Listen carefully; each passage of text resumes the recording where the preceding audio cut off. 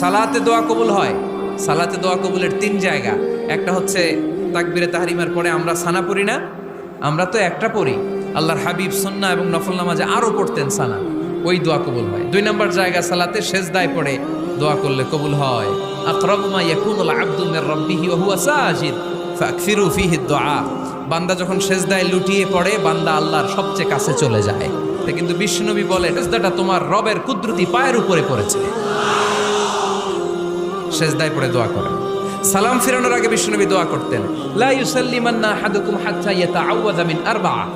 আল্লাহর হাবিব বললেন 4 জিনিস থেকে পানাহানা আছে, আমার কোন উম্মত যেন সালাম না ফিরায়। তারা যেন পড়ে আল্লাহুম্মা ইন্নী আউযু বিকা মিন আযাবিল কবর, আউযু বিকা মিন আযাবি জাহান্নাম, আউযু বিকা মিন ফিতনাতিল মাহইয়া ওয়াল মামাত, আউযু বিকা মিন ফিতনাতিল মাসিহিদ দাজ্জাল।